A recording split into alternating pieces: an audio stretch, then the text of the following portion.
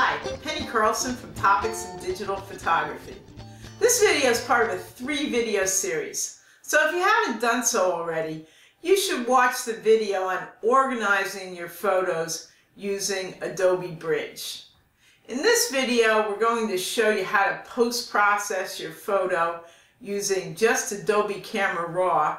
And then we're going to take the same photo in the next video and we're going to process that photo using Adobe Photoshop CS6. We're going to open our photos using Adobe Bridge, and then we're going to process our picture using Adobe Camera Raw.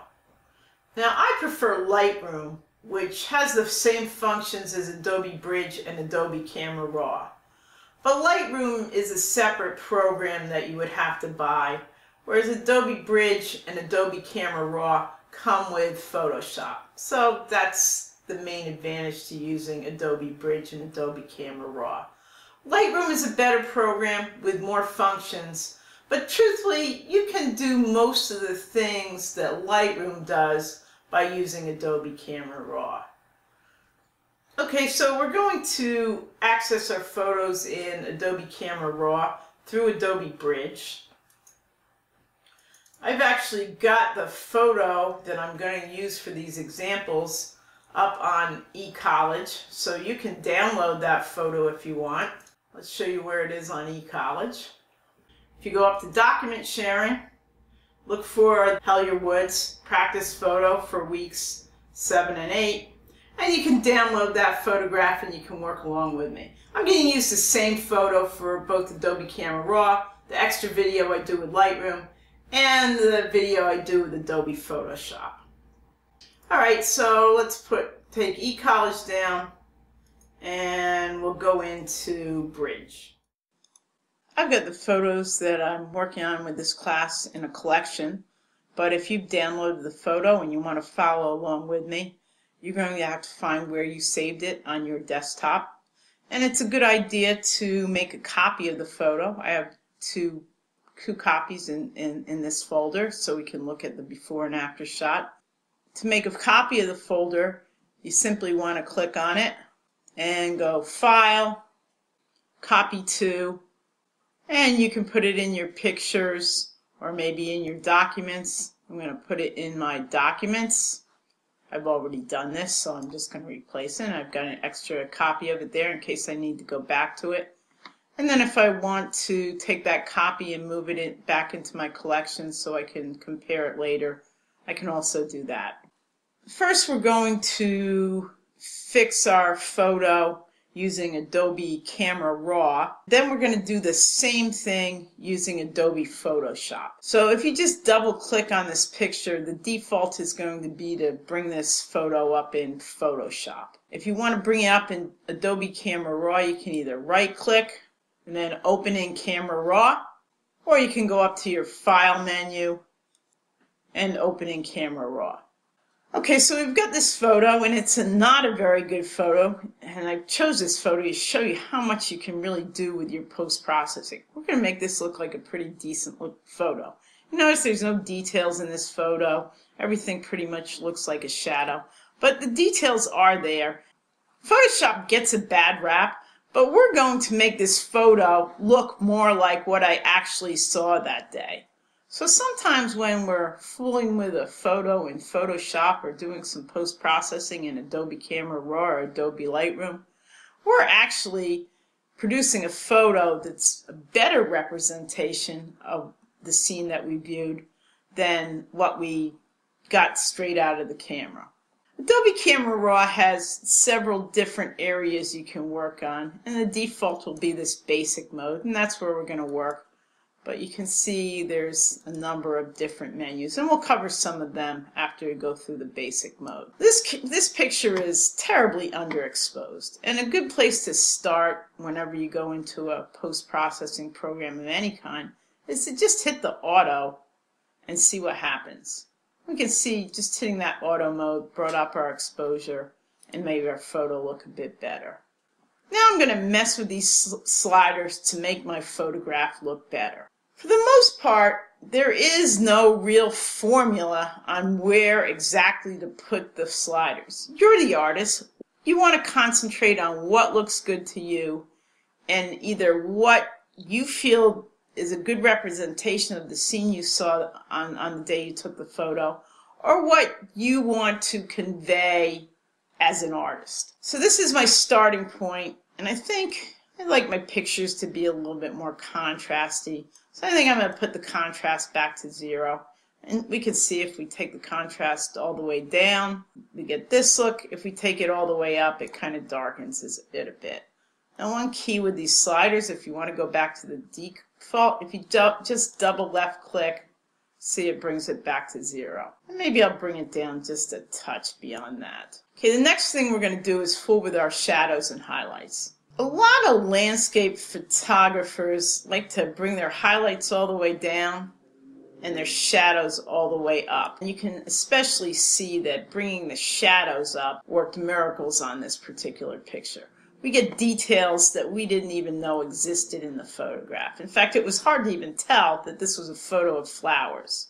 I think on this I'm going to bring my highlights not quite all the way down. I'm going to leave my shadows all the way up. And the thing this does is that flattens out your picture a little bit. But you can fix that by adjusting the white and black slider. And that is one of the sliders that there is a formula and a way to do it that usually works quite well. What these sliders do, if you push the Alt key down and you left click and hold the triangle on the slider, is it tells you when you get highlight clipping. So I turned it all the way up to show you what happens if we have extreme highlight clipping. You can look at my histogram and see we've got data going off to the right. That's not a good thing. I'm going to left click and hold this triangle and hold down the Alt key. And I want to bring this slider up just to the point where I see the highlights start to pop in my picture. And I'm exaggerating a little bit because it's harder to see in a video. You'll just start to see little pinpoints of light. And you want to back off a little to the point where you maybe only got a couple of little pinpoints of light in there. And notice that with my histogram, I brought the information pretty much all the way out to the right without starting to go off the graph. And that's what I use a histogram for. On the black key, we can left click and hold this little triangle, press the Alt key, and here we want to bring it in until we start to see a little bit of color in our picture. And I want to bring it into just where I start to see some blacks rather than just the brownish yellows. You can see our picture looks quite a lot better now. And with the histogram, you can see we do have a little bit of an issue with the blacks coming off the end, but it probably doesn't make a difference. It's probably just this area over in here. Might want to pull it back just a little touch. And there we go. All right, so we've got a picture that looks a lot better and, quite frankly, much more like the scene that I actually photographed. We can make this look a little better by fooling with these sliders down here. Clarity is almost akin to sharpening, but not quite. It will give you a more sharpened look. You can see we turn it all the way up. Our picture gets more defined. Just zoomed in on it a little bit. You can just left click, or you can, if you're on this tool up here, to zoom in. If you want to go back, you can just toggle down here and do fit screen. If I turn the clarity all the way down, you can see our picture gets much softer. For most pictures, you want to increase your clarity, but sometimes you want a softer look to your picture. Decreasing your clarity can often be something you want to do when you're doing portraits of people, because when you soften their look, you decrease some of their wrinkles, and people sometimes just look better with a softer look. On this picture, I want to sharpen it a little bit. Again, I'm just doing this according to what looks pleasing to me. I'm going to bring my clarity up to around 25. It will vary from one picture to the next. So what we're doing with this picture is specific for this picture. Okay, then we have vibrance and saturation. Both of them increase the intensity of your colors, but vibrance tends to bring up the more muted colors a little bit more, and saturation just brings up everything. So let's look at the difference. We'll take the vibrance slider all the way up, and we see we get a little bit of a glow and our flowers look a little radioactive. Let's put it back down to 0 and show you what happens when we bring the saturation all the way up. Get even more of a garish, unreal color look by doing that. So let's put it back down. And with this picture, I do want to bring out the flowers and the sunset a little bit. So I'm going to increase the saturation. You usually don't want to increase that too much. And I'm going to increase the vibrance a little more. And I'm just looking for something that looks pleasing to me. And notice I start to get too much darkening up in the sky there at some point. So I'm looking at that a lot as I do it. And it looks pretty nice right around here. And up on top, we've got our tool palette. We've got some basic tools in Adobe Camera Raw. And they are some of the more important tools for you to work with when you're just doing basic post-processing of your photographs. Optimizing exposure, optimizing color, etc. Okay, so this is the zoom tool. If you click on the zoom tool and then you left click on your photo, you can zoom in on a particular area. If you want to change the area you're zoomed in on, you would use the hand tool and just move to a different area. Oops, I just hit the tint accidentally. And you know what? There's no undo key in Adobe Camera Raw. So how do I get it back? Well, I could fool with my sliders over here, but I really want it exactly where it was before. Photoshop is really shortcut driven, and a lot of people memorize all the shortcuts, and that lets them work very quickly in Photoshop. It is a good idea to check and see what the shortcuts are for things you do all the time. But my advice is first use the program, then worry about shortcuts. But one thing you are going to have to learn right away is the undo shortcut in Adobe Camera Raw, because there's no other way to undo something that you've just done. So if you want to undo this, you hit Control Z on a PC, or it would be Command Z on a Mac. And I'm back to where I was before. Another excellent shortcut to learn, and it's an easy one because it works when you're surfing the web also, is to use the Control+ key to zoom in and the Control- key to zoom out. And that would be Command+ and Command- on the Mac. I'm a PC person, so once in a while I may forget to tell you the Mac commands. Again, anytime you want to get your full picture in there, you can just go down to the window pane and fit the screen. That's pretty useful. Moving along, we have a white balance tool. Let's skip over that for now. And we'll do a lecture on white balance later. I don't really need to mess with the white balance in this particular picture. If you want to mess with the white balance, you can use these sliders over here, or you can use this white balance eyedropper tool. This is a color sampler tool, and again, we're not going to use that today. A targeted adjustment tool. I'll show you what this does, but I don't really like this tool that much. You can do the same thing with the sliders. But let's say that, let me click on this, left click on this. I think my sky's a little too dark in here. I can just click on the part that I think is too dark, move my slider to the right, and it lightens it up. And that would be great if it only lightened this part up, but it lightens the whole picture up. So I don't find that tool particularly useful. This is a crop tool, and I don't think this picture needs cropping. But if you want to crop your picture, and let's say you want an 8:10, well, then that would be a 4:5 ratio. So if I've got my crop rectangle set, I can move it around. And when I want to actually crop my tool, I can just click on another tool up here, and it'll crop. All right, well, I don't want to crop my picture, so I'm going to hit the Control Z. That didn't really work. Try hitting again. Well, it seems like it's just taking me back and forth. All right, the Control Z key lets you toggle between removing your last move and then putting it back in. So if you want to undo several moves at a time, Control Z won't work. To undo several moves, you want to hit Control Alternate on the PC or Command Option on the Mac and the Z key. And you can keep hitting that until you get back to where you want to be, which for me is right here. I hit it a couple of times. The next tool is the straightening tool. I'll click on that.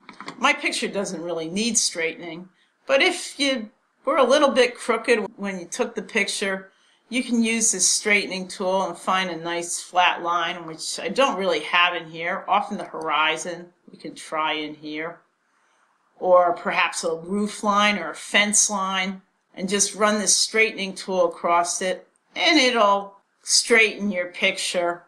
You can just go to the next tool to see what happens here, and it cropped it according to that line I set.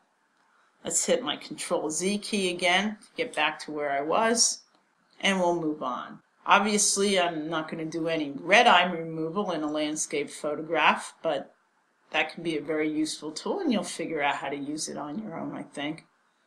And then my absolute favorite tool in Adobe Camera Raw and Adobe Lightroom is this adjustment tool brush. Okay, so let's click on that and go down to the bottom. And you can see on the bottom you can increase the size of your brush or decrease the size of your brush.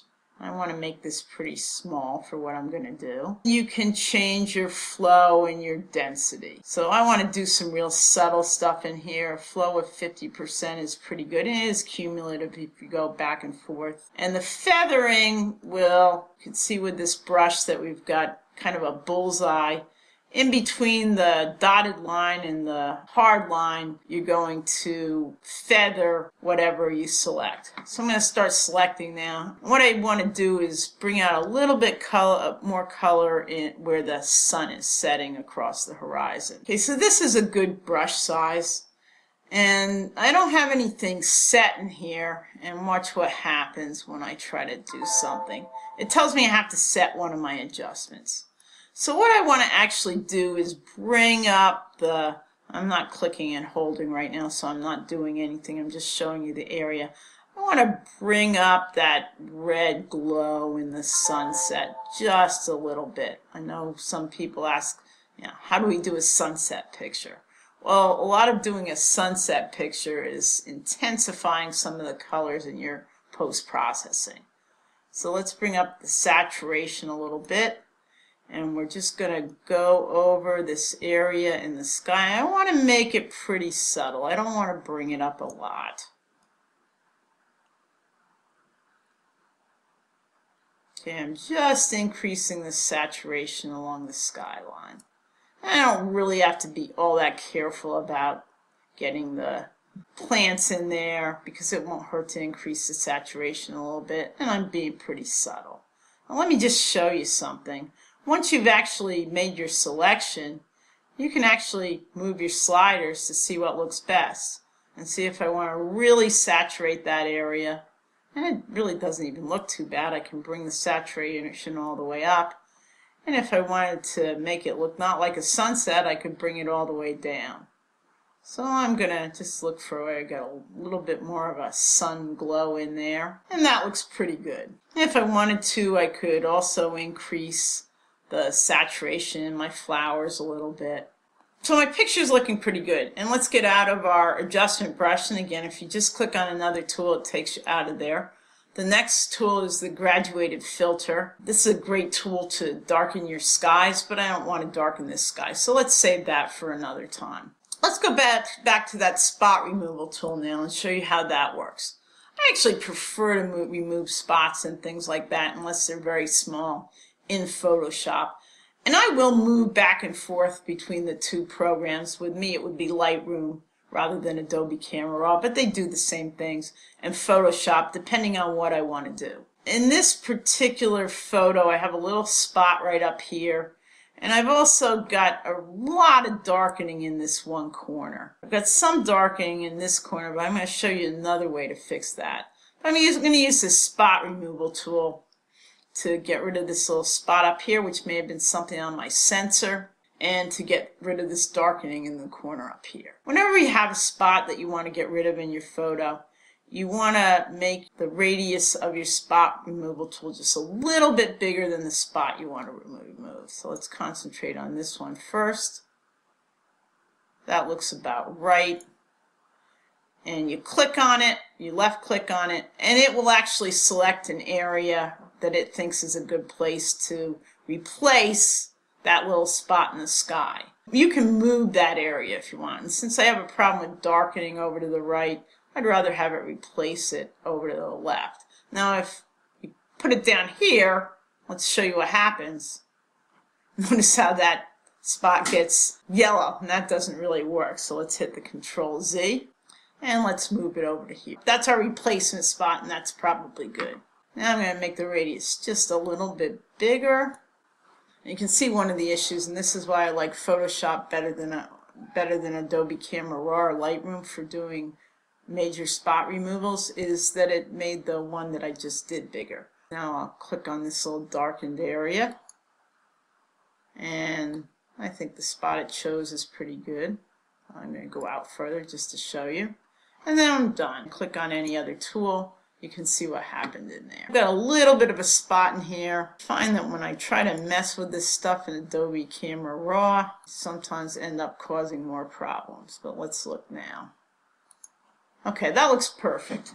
So I've dealt with my spots up in that sky. And you could do the same thing for the darkening in the corner up here. But let's first look at another way to correct the darkening in the corners. That's known as vignetting, by the way, when you get darkening in your corners. And some people put that in a photograph on purpose because it can draw your attention towards the center of the photograph. But you don't usually want it in a wide-angle landscape type photograph. Now I could also use this spot removal tool to try to remove the wires and things like that in here. To tell you the truth, Adobe Camera Raw is kind of fussy to do that kind of work with. Alright, so let's go back to the hand tool. Alright, we looked at the tone curve. This is sharpening. We'll come back to that in a minute. If you click this HSL grayscale button, you can actually increase or decrease the intensity of certain colors. You'll notice there's 3 different menus you can access here. Hue, which I don't usually fool with, but a good way to see what happens is just to increase or choose one and increase or decrease it all the way. See, if I take the blue all the way up, the sky gets kind of purple looking. If I take it all the way down, it gets a little bit unreal and turquoise looking, although it's sort of pretty. And if you like what it does artistically and that's what you want your photo to look like, that's fine. You see maybe more of a change when I fool with the oranges back and forth. And I'm not going to mess with my hue. I do sometimes like to bring the intensity of certain colors out. I like to bring those reds out a little bit more. I might be afraid to bring the oranges out, but let's see what happens if I bring the reds all the way up. Notice it doesn't do all that much stuff in there. And if I bring the reds all the way down, it kind of washes things out a little bit. So I'm going to bring my reds up a little bit just to kind of intensify the color over there. You see, if we mess with our oranges, we might get a little too much orange. But if you want a more extreme looking picture that really emphasizes the orange and the colors in the sunset, you can do that. You bring the oranges up just a little bit. You can also change the luminance, and that's how bright or dark a particular color is. Let's fool with that just with the yellows. Bring it up, which really washes out our sunset. Bring it down, which makes things look pretty unreal. I'm going to leave that at 0. One thing I often do like to change a little bit is I find if I increase my saturation or vibrance a little bit, that sometimes my greens get a little too green looking. And I want my flowers to be nice and bright, but I don't want it to look like I messed with them. Sometimes if I make the greens, if I turn the luminance down just a little bit, it darkens up what might have gotten to be a little too bright a green. And I think that works, bringing it down just a touch in this particular picture. Okay, let's move along. We're not going to work with split toning, but this is a pretty cool function in Adobe Camera Raw. Now, some of you are talking in the forum about lens distortions. Well, Adobe Camera Raw has a lot of lens profiles built into it, and it will automatically correct for some of the distortions. And you can see in this particular picture, you've got some vignetting in the corners, and it seems like the picture curves just a little bit too much. And that's because I did take it at the widest angle for my particular lens. Let's see what happens if we correct for the lens. We enable the correction. I'm going to set my lens, which was a Sony. My lens make and model actually came up, the DT 1800. Mine's actually DT 1800 to 250, so maybe it doesn't have my lens in there, but that doesn't really matter if it did make the photo look better and corrected for the problem. Sometimes if your profile's not in here, you can find some profiles on the web that you can download. You can make your own lens profile, but I haven't even tried doing that. There's some instructions out there for all you diehards if you want to try doing your own lens profiles. I do think the profile that it came up with makes this photo look a little bit better. Okay, you can do some effects in here. Like, for example, if you want to add vignetting to your photo, you can darken it. A lot of people like to do this with portraits of people. By darkening the edges, you make your eyes zero in on the center part of the picture. I don't want to do the vignetting with this picture. To reset to the default, just double click and everything went back to where it was. If you have some problems with digital noise in a picture, you want to do your post-processing in Adobe Camera Raw or Lightroom rather than Photoshop, because it has a much better noise processor built into it than Photoshop. So these are our sliders for noise, and let's zoom in on this a little bit. Let's see, we do like maybe 200%. That looks pretty good. And I'm going to take my hand and move it to an area where I think I have the most issues with noise. And you can see some graininess and blotchiness in there. You probably want to zoom in a little bit when you do your noise reduction, and you can see how some of that blotchiness comes out of it. I usually find dealing with noise reduction that I want to try to keep my reduction at around 30% or less. Now watch what happens if we put our reduction all the way up. We lose all the detail in our photo. So we've gotten rid of that blotchiness, but at the expense of not having any detail in our photo. You see, if we put it around from nothing to around 30%, and let's zoom out, we lose a little bit of detail. So here's nothing. Here's where we bring up the noise. I think maybe at 30% in this particular picture, I'm losing too much detail. There's 30. I'm going to dial it back just a little bit, and I'm looking at here, maybe to about 20%. Okay, now we're going to fool with our sharpening. I like to do the noise reduction before I do my sharpening. So let's just show you what happens if we fool around with this slider. If we take the sharpening all the way up, photo looks kind of good if we look at it on a small screen, but if we zoom in on it, take it out just a little bit with Control minus or Command minus, we'll see that stuff is getting kind of crispy and unreal looking. So take it down, now that we're zoomed in, and take it all the way up. Do the fit in view. Usually I set my sharpening somewhere between about 40% and 100%. On a landscape like this, I may not need things to be super sharp. And again, because this wasn't such a great picture to begin with, it probably can't withstand too much sharpening. I think I'll dial it back to around 60%. 60% is a pretty good sharpening number for a lot of different pictures. Normally you don't need to mess with these radius, detail, and masking numbers. You can just leave them where they're set. I think we're done with our picture. We'll click Done, and we can compare what we've just fixed. We'll hit the space bar to bring it up to full screen. And look at our before. So before and after. And I would contend that our after picture is really a better representation of the scene that I saw than our before picture is, where we really don't see any color or any detail. My eyes, when I viewed this scene, did see really bright, beautiful flowers and a more vivid sunset than this photo depicts. So one of my secrets to getting great photographs is that I always post-process my work. I do most of my work in Lightroom, and then sometimes just go into Photoshop to work with some details. Like with this picture, if I wanted to try to take this tower out and the wires, I would want to do that in Photoshop. I also have a sharpening technique I like in Photoshop, so sometimes I'll do all of my post-processing in Lightroom and then just go to Photoshop to sharpen my picture. In our next video, we're going to take the same photograph and we're going to post-process it using just Photoshop. I'm also going to do a video where we take this same photograph and post-process it using Lightroom. You would use either Lightroom or Adobe Camera Raw. They basically serve the same function. And you can use them either as standalone programs or as a companion to Photoshop.